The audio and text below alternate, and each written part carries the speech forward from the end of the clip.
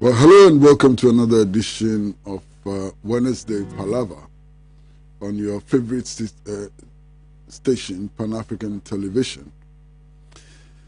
Today we're going to be taking a look at happenings in Nigeria. We're going to take a look at the end SARS disturbances in Nigeria, and we're going to be finding out how it may or may not have implications for the rest of West Africa. And I am particularly happy to introduce Mr. or Comrade Abid Saani, who happens to be a security expert who will be leading this conversation here tonight. What we're going to do is that he's going to give us a talk. He's going to lead us in discussions on the topic for about 25 to 30 minutes. And thereafter, we will come to the studio audience for your own questions, contributions, whatever.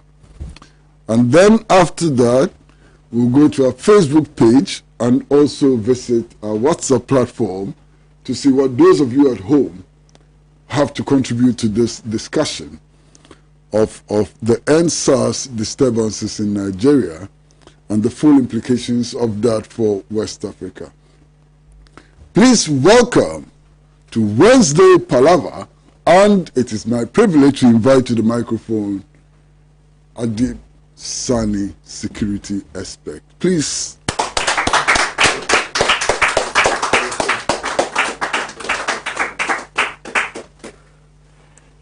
Good evening to you all listening and watching us, and good evening to my studio audience. I am extremely happy to be part of this program today, and I'm particularly happy that we're doing this at the behest of our father, Mr. Kwesi Pratt Jr. As a matter of fact, I have heard a number of people opine that this is a Nigerian issue. What has it got to do with Ghana? And, you know, issues of Diufi's Assem resonated. But it goes without saying that the tightly close-knit nature of particularly the African society makes it extremely possible for conflicts, in some cases, to spill over to other countries. But before I come to the nitty-gritty, it is worth making giving some, some information about Nigeria and why or how it has gotten to where it is today. Nigeria is a country I describe as a country of contradiction. This is a classical case of a very rich country that is broke due to mismanagement, due to malfeasance, corruption, and a whole lot of vices, including organized crime. As a matter of fact, Nigeria has vast oil reserves, and especially in the Niger Delta area. Nigeria has all the advantages a lot of countries around the world would want to be able to meaningfully progress in terms of numbers, in terms of economic potentials, etc. Unfortunately, Nigeria hasn't been able to take advantage of those perhaps opportunities that the country has. And started not today. It is an issue that started way back in 2013. And it would interest you to note that the Nigerian government's announcement to disband it is not the first time it is happening. In 2017, as a result of similar protests, but that was not as big as we have in it today, that unit was disbanded. And interestingly, in 2018, the disbanded unit was again disbanded. Then in 2019, the double disbanded group was disbanded again. And now, according to government sources, it is no longer SARS, but now Special Weapons and Tactics, SWAT. But you see, all of these gimmicks has made a lot of Nigerians not trust they've lost confidence in the government to the extent that whatever the government says, people don't seem to very much agree with them. They have their demands, and three of the most important ones are for the government to completely disband SARS.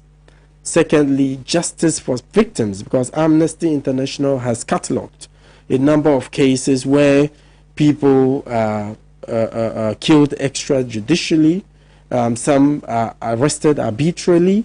There are even cases where a woman claimed that the SARS group followed her all the way to the bank ATM to withdraw money for them. Numerous times, people have had to complain that they extort, they harass. In fact, the commander in charge of SARS at the point said that for a young man to drive a car worth over 7 million naira, no, there should be something wrong. And so they had the right to probe, to get to find out where you got the monies from. And there are many instances where people are stopped in the streets and their phones are taken. Then they go into your phone to find out whatever you're doing. So there was gross, flagrant violation of the laws. I mean, human rights, whether domestic or even internationally. As a result, the protesters are calling for justice for the victims. And also, interestingly, the improvement in the conditions of service for police personnel. So when they are financially independent in one way or the other, they would be able to do their work much more professionally, effectively and efficiently. Unfortunately, the Nigerian government seemed not to have listened to the people, and that is what has culminated into this whole End SARS movement. But let me also state categorically that what is going on in Nigeria goes beyond End SARS. They have some deep-rooted socio-economic and geopolitical deficits in their society that has simmered for some time now. Hence, End SARS is some sort of an opportunity for a lot of the youth to vent out their frustration, their disenchantment about the whole system. As a matter of fact, despite the vast oil wealth in Nigeria, it is ranked 158th in the Human Development Index out of about 193 countries. So, I mean, you can imagine. Nigeria has the third largest youth population, young population in the whole world after India and China. As a matter of fact, it would also interest you to know that over 50% of Nigerians are below the age of 18. So they have fairly a young population, which is quite synonymous with Africa, with the Africa economic output, putting the youth population as getting doubled by the year 2045. Nigeria, despite all the oil wealth, has the second largest number of people living below the poverty line after India. Over 80 million of Nigerians of the 206 million population, according to Washington-based Brookings Institute, and of course World Bank data, puts over 80 million of those people under the poverty line.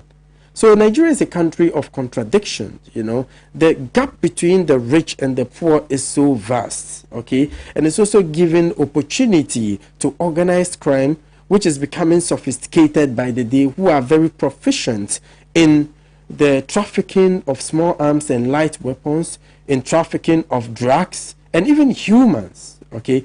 And, you know, to put the icing on the cake, you know, the level of corruption in Nigeria is something that is being of major concern to a whole lot of, you know, countries, not just within the sub-region, but beyond. And so for some of us, it's not particularly surprising that finally the youth are speaking. The youth have come out. Before the Arab Spring, we all know full well how despotic some of these regimes are. Because they are at the whims and caprices of their Western agents, and so they are able to, you know, violate the rights of their people, and nobody does anything about it. From Sisi in Egypt to a whole lot of other, to Mohammed bin Salman in Saudi Arabia. We do know how stringent their laws are, yet after the young man burnt himself. In Tunisia, they were shocked. It swept the whole Arab region. A lot of governments were kicked out. So the possibility that what is happening in Nigeria can inspire other people, especially the youth in other countries, is very high.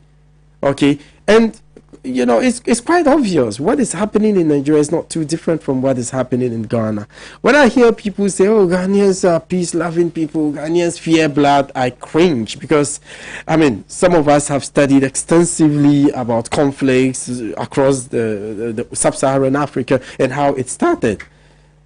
It was pastors, malams, doctors, nurses, teachers, farmers who took up machetes to massacre their neighbors when the Rwandan genocide started in 1994. The Srebrenica massacre in 1995. Neighbors against neighbors. 1994, whilst the genocide was happening in Rwanda, something similar was happening in the north. Tamale, Dagbon, when the Dagomba, Nanumba, Kukumba war started. I was very little then, you know.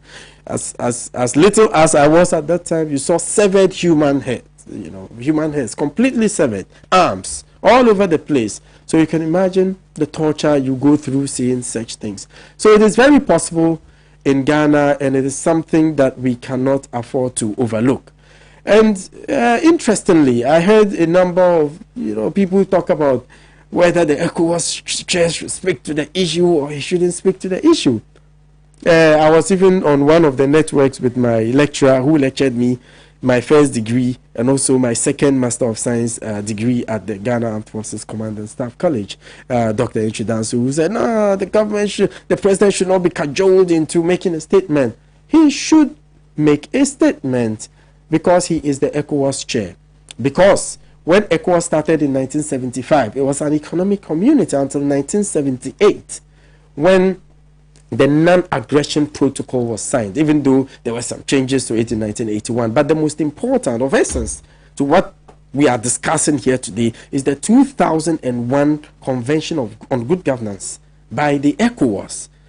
Article 1 is quite specific about the need for member states to respect the human rights of its people, the need for a free media, the need for an independent judiciary, etc. So what is happening in Nigeria with the killings is in clear contravention of that 2001 ECOWAS protocol on good governance. So it is important that the ECOWAS chair speaks not to issue a scathing attack on either sides, not to take a side, and not to insult anyone, just to solidarize with the people, in as much as a lot of backroom diplomacy is going on. So the fact that he was silent about it, like I wrote quite a number of articles on it, it's a dereliction of duty. I know some people might agree, some people might not agree, but it was very important that a statement was made. So until some of us came out to say, oh, he has to say something, then the followers were like, the followers, oh, no, he shouldn't say anything in diplomatic circles, blah. I was like, no, you don't know what you're talking about. Then the next minute, he issues a statement, and I was like, there you are, he's spoken. Has it hurt anyone? And they also came out in their numbers. Okay, fine, he's spoken. Has it solved the issue? No. Issuing statements goes beyond solving issues overnight. When the president issued a statement on George Floyd, did he do it hoping he'll be brought back to life? No, it is just to solidarize. It is just to make the people understand that, look, we are with you in prayers. We support you, both the people and the government, and we'll do all we can to help, manage the situation. It doesn't take anything from you. So this is developing by the day, because today I understand the government has put together a committee to look into it.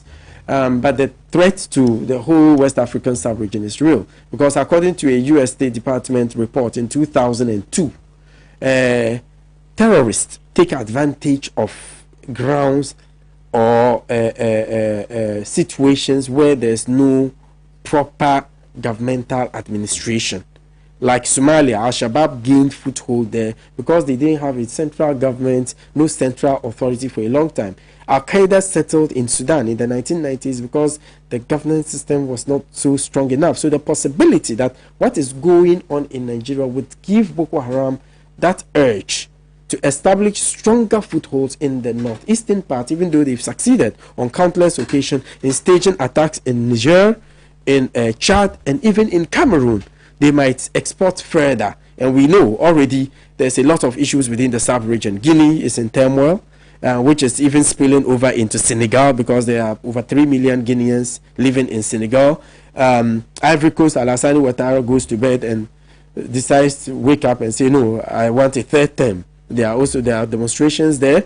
Mali, because of their political situation, and the Tuareg and other tribes in the north wanting their Republic of Azawad. Cameroon, northern Mali, the English speakers wanting their Republic of Ambazonia. We're talking about Burkina Faso with so much so-called Islamist jihadism, you know, to the extent that the U.S. commanding officer in Africa said, we seem to be losing, General Michael Hicks, we seem to be losing the fight against terrorism in West Africa because of what is going on in Burkina Faso.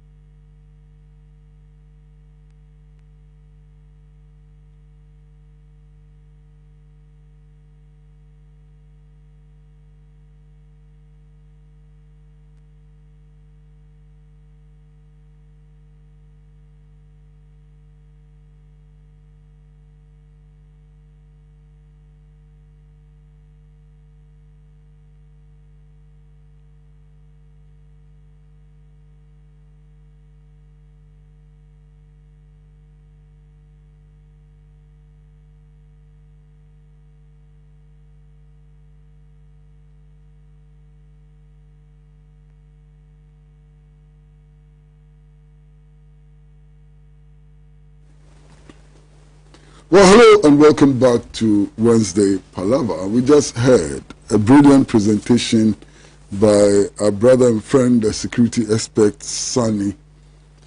And this is the time when we're going to invite interactions from the studio audience.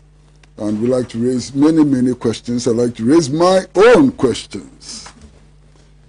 Lots and lots of people are wondering why West African leaders are not speaking, why other African leaders are not speaking, and so on. And I get surprised.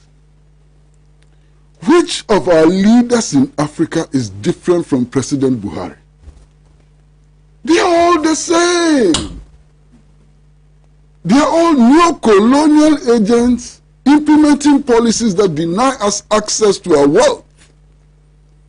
All of them have given all our natural resources to foreign companies, multinational companies, and so on, and our people benefit from nothing.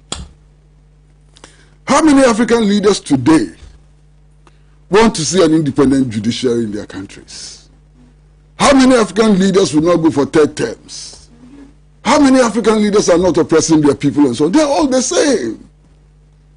And indeed, when I heard people saying that our president should talk, and so on, I didn't think that they just wanted him to talk, as he did. Because if you read the statement that the president made on his Twitter handle, he was supporting the establishment of Nigeria against the people who were on the streets. What he actually told us was that he had spoken to his brother, President Buhari, and that Buhari had assured him that SARS would be disbanded and that he was doing okay. That's what our president told us. Is that what we wanted to hear from him? In any case, what is happening is a major threat in West Africa because the whole of West Africa is ripe for insurrection. In Nigeria alone, look at the flashpoints. the Niger Delta low-intensity civil war, the religious clashes between Shias and Sunnis, the Boko Haram insurgency, and so on. The whole of West Africa is ripe for a rebellion. And this may well be the fire. This may well be the lightning rod for the West African Revolution, if not for the African Revolution. Because our people are tired of these leaders. These leaders who lead nothing. And these leaders who are more interested in filling their stomachs than filling their heads. These are the kind of leaders we have. Anyway, studio audience, those who have questions to ask and comments to make, simply just raise your hand. I see 1, I see 2, and I see 3, and I see 4, and I see 5. Any more? And I see 6. But please, you don't have more than 2 minutes to make your comment or to ask your question. Not more than 2 minutes, because we want to make sure that all the segments of this platform, so we're going to start with Blaise, and then we'll come to Comrade Ahamadzi, and then Comrade Bensa, and then Fred, and then I think you, and then you. So 6 of you in that order, please.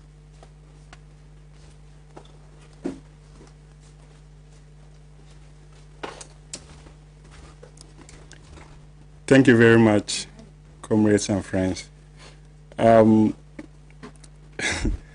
mean, the reactions to the brutality and aggression and oppression on the people of Nigeria has been treated as if it is an exception. That is the rule, actually. The state has the military and then the police as an instrument of oppression. That is why the police and the military was established, to keep in check the people and to prevent them from rising and demanding their legitimate right. And so it is important for us to understand that the military and the police are an institution of class oppression, and that they are not there to protect the fundamental rights of our people. But I am amazed about the courage and resilience of the Nigerian people, and it is happening all across the world. Chile have overwhelmingly voted for a constitution that was brought by Pinochet, and they're demanding fundamental changes. We saw what happened in Mali. So it's an indication that the people will always rise above the tides.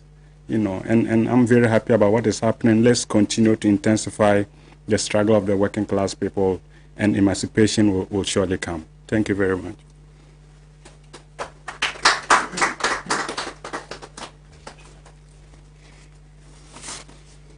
Thank you, viewers at home, and comrades and friends in the studio. Osagyefo Dr. Kwame Nkrumah stood for one Africa, a common African citizenship, a continental union government. If we had achieved those by now, Africa would have been a heaven on earth. But the neo-colonialist interests who are interested in making this country, which are post-colonial countries that attain independences, are bent on just enriching themselves at the expenses of the people. They want to be voted into power to amass wealth. They come into power with their friends, their family, their children, and the people of Ghana, Africa, every country in Africa is suffering. You remember there was a time in this country there was the Aliens Compliance Order. When the government was attacked, they said it is what? A quit order. Later on, the ramification of that, in Nigeria, Ghanaians were expelled. How many times out of Nigeria? So please, I'm a Pan-African advocate and activist. African leaders should go back to the drawing board. not to make new visions and dreams for Africa, but dust up Nkrumah's idea for the total liberation of the African continent, a common African citizenship, a common defense system, a common police, a common central bank, for us to take advantage of our resources for Africa, who speak and the world must answer.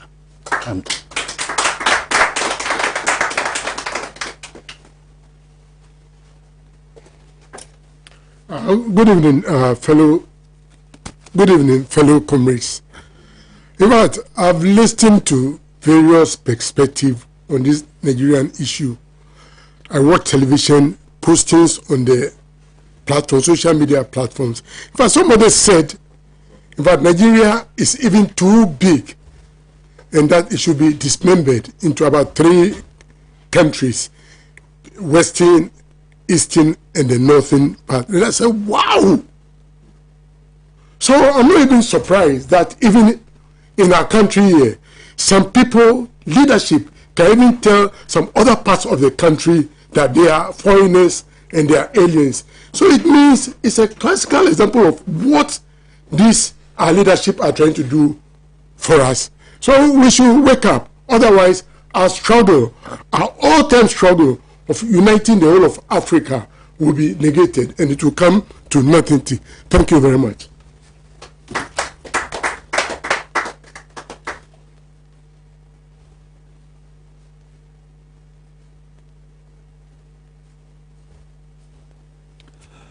Thank you, comrade. Our brothers and sisters, let's say the whole of Nigeria, we all know what they've been going through for quite some time now. I just want to broaden the entire thing a little bit to look at the whole of Africa. At times, I sit back and ask myself, is this Africa Nkrumah fought for? Is this Africa Sekou Touré fought for when he stood boldly on the 25th of August 1958 in front of De Gaulle and told him that we prefer, let me quote, nous préférons la pauvreté dans la liberté à la richesse dans l'esclavage. In English, we will say it that way, that we prefer being poor and be free than we being having all our riches but still being oppressed, living in slavery. So at times I sit back. Is this Africa, how do you call it, Burkina Faso, those days, Haute Volta, Thomas Sankara fought for? So in their grave, what should they be thinking about? At times I ask myself, who are those kind of leaders we have these days? People who are old enough. I don't just get it. You all will agree with me. The older you grow, the wiser you become. But unfortunately, our leaders in Africa, people who are old enough to let me put it that way, at times I don't just get it. So we ask ourselves, is this Africa Olympio fought for? Is this Africa Patrice Lumumba fought for? But they should know. They might think 17 January 1961 is gone. Maybe we might not be able to see Patrice Lumumba anymore. They might think 13 January 1967 is gone. Maybe we might not be able to see Sylvanus Olympio anymore. They might know, or they should know, that 25th April 1972 is gone, or 15 October 1987 is gone. We might not be able to get closer to or feel Thomas Sankara anymore. But we are all here. We're still following their path until the final victory. Thank you.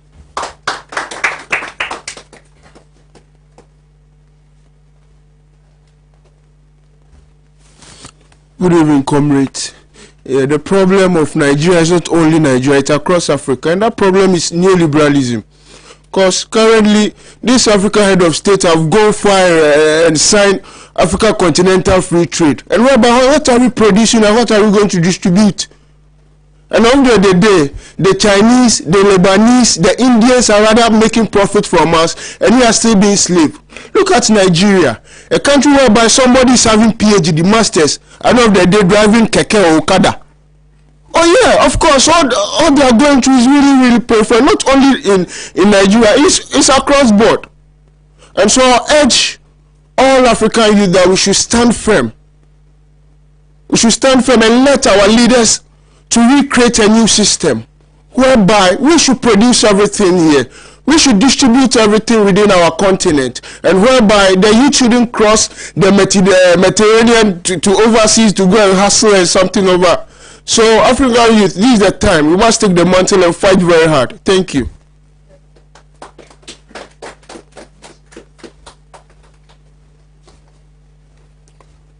Well, this is the time to link up with our viewers at home.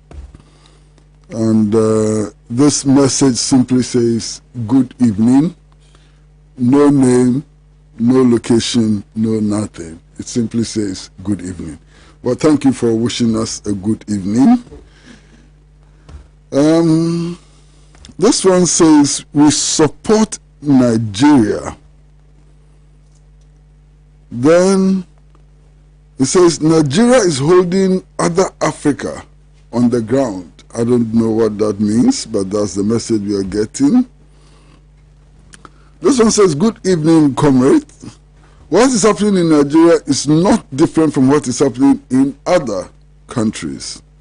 It is time for us to rise up and fight against the exploitation and oppression of the working class.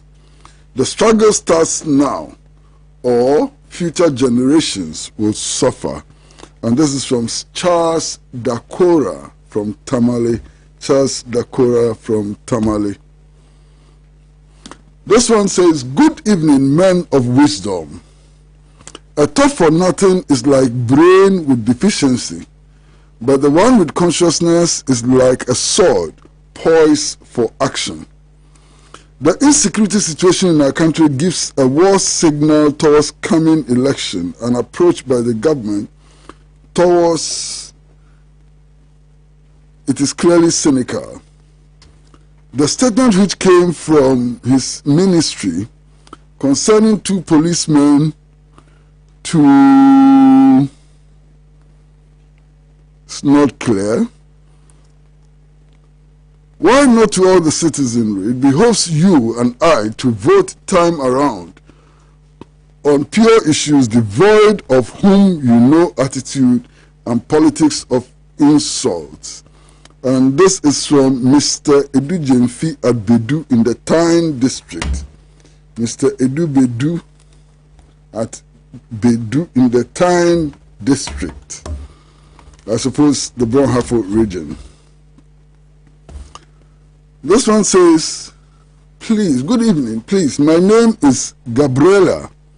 I'm 25 years old and completed the Ghana Institute of Journalism last year.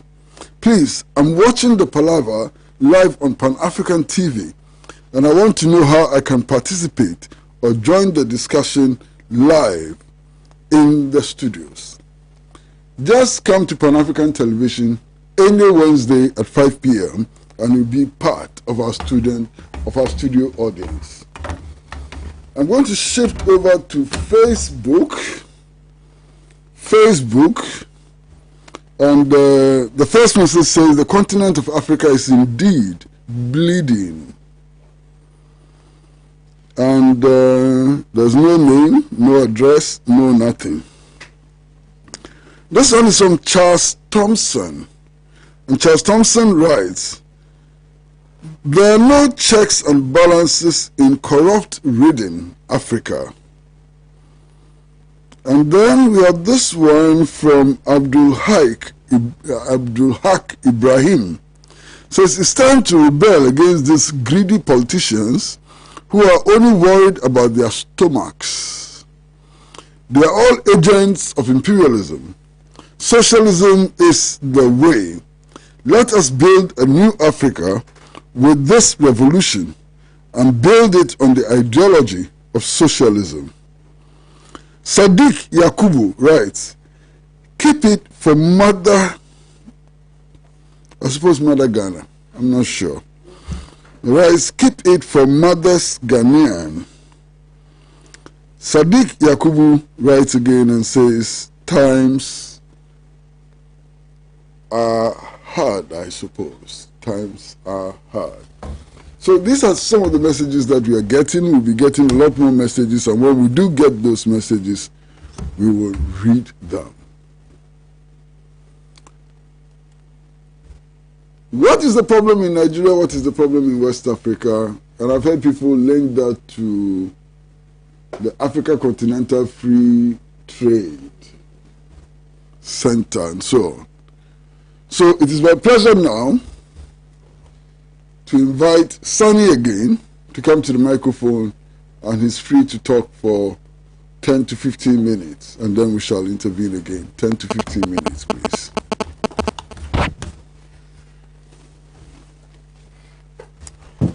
Thank you so much for the opportunity. I have listened to your takes, and I'm particularly excited about how open-minded we are. And it is also refreshing to note that by the day, we're becoming more enlightened, we're becoming much more aware of what is happening around us. In the past, our mothers voted because the candidate is fair and handsome, or because my neighbor belongs to the other side and I don't like her, so I'm voting the other side. But these days, you go to the market and you see even tomato sellers breaking down, and analyzing political issues, and it's quite intriguing and captivating. So obviously it is indicative of how much we're learning by the day. But it's more important, especially if it is amongst the youth, because we are the future. We need to turn the tables. We need to call these politicians to order. There was talk about the new colonialist and the colonial masters still playing a very central role in the way we run our countries. And it reminds me of the very popular question: do you want to be a well-fed slave or a hungry free man? But it appears that we prefer being well-fed slaves. And so whatever economic changes you're making, it has to be made with recourse to Washington, D.C. You cannot independently wake up and institute measures that would ameliorate or put out a lot more people out of poverty without recourse to that central authority, which is really quite worrying. We have unofficial figures putting the Nigerian population in Ghana at well over 3 million, and Ghanaians living in Nigeria over 1 million.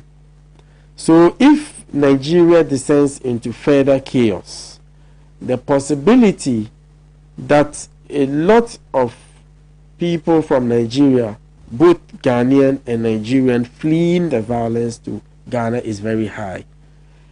Ghana, because we are Anglophone and we are the most preferred destination in West Africa, so we'll be taken by surprise. Already, what we are provided is not enough.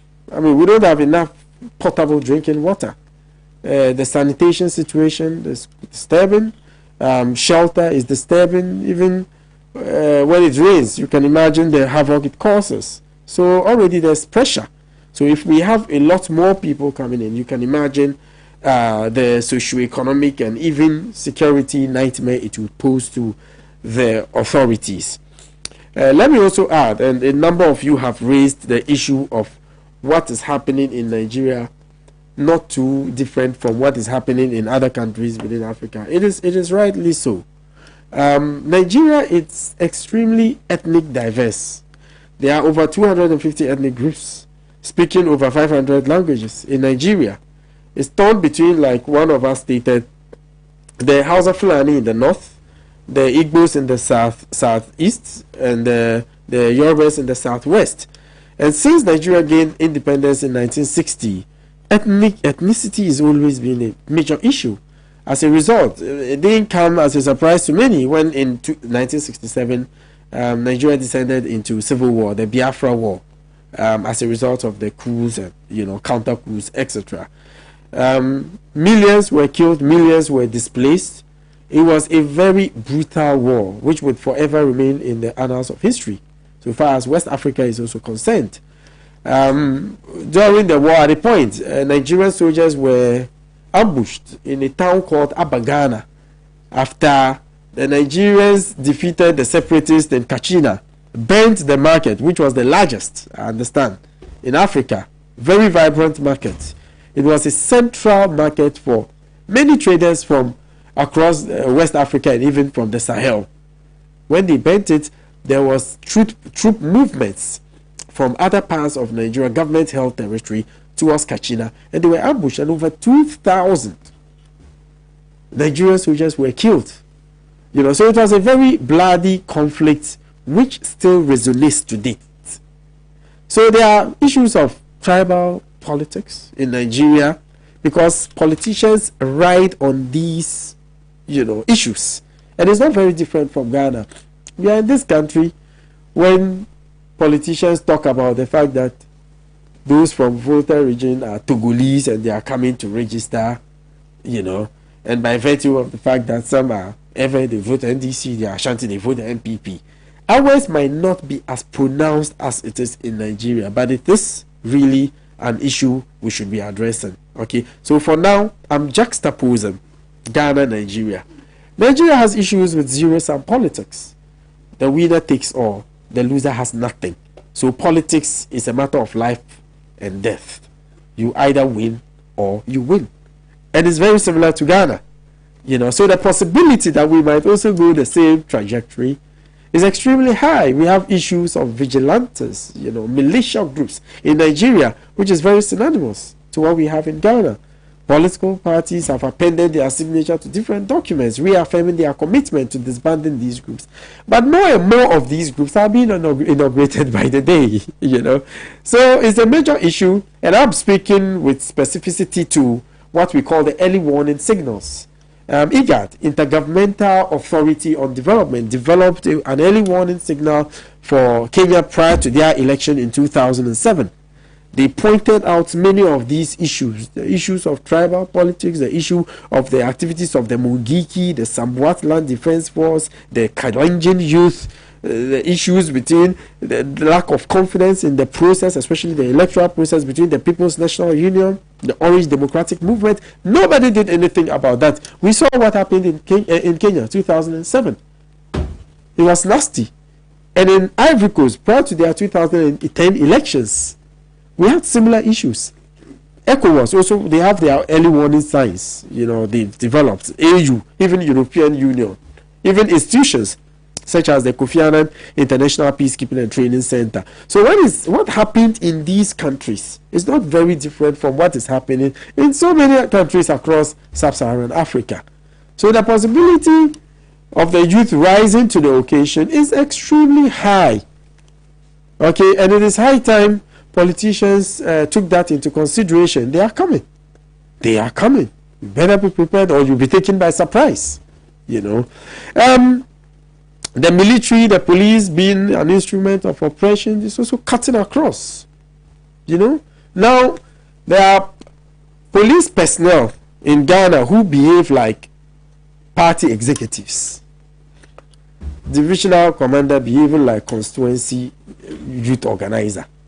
It's a major issue in Ghana. As a result, a lot more people are losing confidence in the police by the day, which is quite disturbing. And that's why I've always contended. Look, the police, I do understand the pressure from left, right, center, from politicians. Sometimes when they make arrests, it is the same honorables who would call to tell them, oh, these are my boys, please let them go. But you need to exercise your duties in line with your code of conduct, your code of ethics, in line with the Police Service Act 350. You need to be professional. So oblivion of whoever is arrested, no matter his political inclination, the laws must work. But we don't have it that way. The politicians don't respect the police. They don't respect. There are situations where sitting MPs are assaulted right in front of a police station. What comes out of it? Nothing. So these are all legitimate issues we need to be looking at going forward. How many more minutes do I have? Okay. All right. So, okay, and talking about the general insecurity situation in the country, it is also quite depressing. We had recently the issue of the secessionist movements in Volta region. This issue has been simmering for some time now, and that's why I have personally called for the National Security Minister to resign, because it is a lot of it had to do with intelligence failure, which is very consistent with what he is supposed to do, because he is the general overseer, so to speak, of the various security and intelligence agencies in the country, so far as the Intelligence and Security Agencies Act is concerned. Now it has been revised. Now we have Security and Intelligence Agencies Act 1030/2020, okay, and it's still very similar to the old one. So I expect that he should have risen up to the occasion and made sure that we don't get to where we are today, because the signs were clear from day one. They had, declared their so-called independence at the point they went to the Volta Regional Coordinating Council and hoisted their flag. In international relations and security studies, for a country's flag to be brought down for another flag to go is a big deal. Still, we didn't really do anything about it. Then we had them putting up signages. Still, we were going to bed. A number of arrests were made in the past. They were left off the hook. Nothing came out of it until they took the country hostage. Immediately after that, then we had, for political expedience, some government officials coming to say, oh, we had the issue under control. They even wanted to burn the market. These guys went for 2 police stations, riddled the Sogakope's divisional commander with 19 pellets, seized assault rifles, released inmates, police station, market. Which one is more fortified? I mean, please, sometimes when people talk to us, it's like we wash our face from bottom up. I mean, it doesn't really make sense, as a matter of fact. Okay? And less than 48 hours, the people struck. They struck again. The heart of who? Near the Volta divisional, the police headquarters is not far from the STC, and it's also not too far from the military barracks. They struck and they burnt a bus. So what are we doing about it? So these are all legitimate issues, and like I said, the issue of vigilantism that we have to be very, very worried about. But overall, you and I have a very important role to play. Unfortunately, we are also complicit, because when you go to social media, see the wrong things, yet we are rationalizing it, and it's amazing. We don't need to follow politicians blindly. We need to be open-minded. Okay, we need to compare the pro and cons. We need to weigh. We need to juxtapose. We need to analyze, get to the bottom of it, even if it is from our side, because we are the future, like I said, and we have the most important role to play so far as harnessing our democracy is concerned. We have to take our country back. Thank you.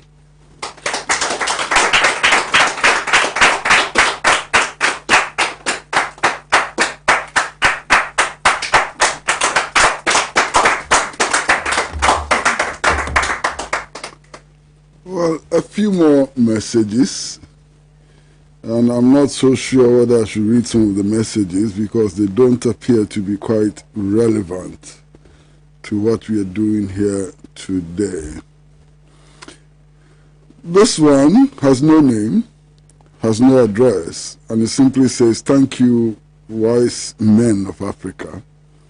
Our leaders are enemies of this land called Africa. They think about Europeans and Americans, and they don't think about their own citizens." And then there is this one. It's from Sam from the UK. Sam is writing to us from the UK. And Sam, your message is loaded. I'm going to try and read it to the best of my ability. Sam says, The NPP is the most something and cruelest government ever in the history of Ghana. That's something I cannot read. After 4 years, they are still talking about the former president. Instead of fixing this messy economy, the president is rather moving around with his something chair. I can't read the something. And something pickaxe. And digging every city, town, and village. Something government. Let us kick out this something government. Hey, Sam. Sam, this one, I don't have your guts, you understand, so it's very difficult for me to read all the somethings you put in the message. Very hot somethings. This one is from somebody who says that he or she will definitely be a studio guest next week. We are waiting for you. We'll be very, very happy to have you as a studio guest. And this one says, sadly, we have sacrificed so much for our leaders to take critical decisions for us to realize our independence in its fullness. But that has not been. Just take the case of Ghana and evaluate the retirement package we have for our president. And yet, shalom. And this is from Dennis Y. Akwete. Dennis Y. Akwete. Sat Bediaku from Sunyani. Sat Bediaku from Sunyani writes, the problem we have as Africans is greediness. We, the youth of Africa, must wake up to fight in a wise way to save our continent. Somebody who is so busily ringing. And you know, sometimes I really wonder. Sometimes I think that it may be deliberately done in order to prevent the messages from flowing. This one says, we support Nigeria.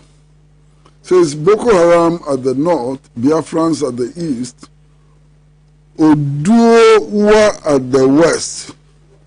Nigeria is holding other African countries on the ground. Mine is Ibuka here in Tamale. Please, how can I be part of you guys? Well, if you're watching the program, you are part of us guys, you know. Just watching the program and sending your contributions makes you part of us guys. And in Tamale, there's a socialist small collective in Tamale, and you can join them in Tamale. Later on, somebody will pick your message and talk to you. Well, viewers and friends, first of all, we'd like to say a very, very big thank you to our expert who led the contributions, who led the discussions today. We'd like to say a big thank you to Saani. We are so grateful to you for coming, and we may call on you again to help us understand some of the complex issues in Africa and so on. Thank you so very much. We also like to thank those of you who watched us from home, and especially those of you who participated from your houses by sending us WhatsApp messages and by sending us messages on Facebook and so on. We are so grateful to you. And from the director of the show, Adam Lumo, and the two producers, Roseanne and Loretta, we'd like to thank everybody. Those of you who came into the studio, who raised questions, and those of you who simply just listened. We're so grateful to you. You make this show, you know, and please keep on making the show. Now we're going to draw the curtain on the program, but I'd like to appeal to you that we love you. We love you so much, and we want the best for you. And because we love you and we want the best for you, please keep your dial on Pan-African television, because the best is on Pan-African television. The best in current affairs, the best in news, the best in entertainment, the best in sports, the best in entertainment, the best in everything is on Pan-African television. So please stay with us until we meet you again next week. Goodbye from Pan-African television.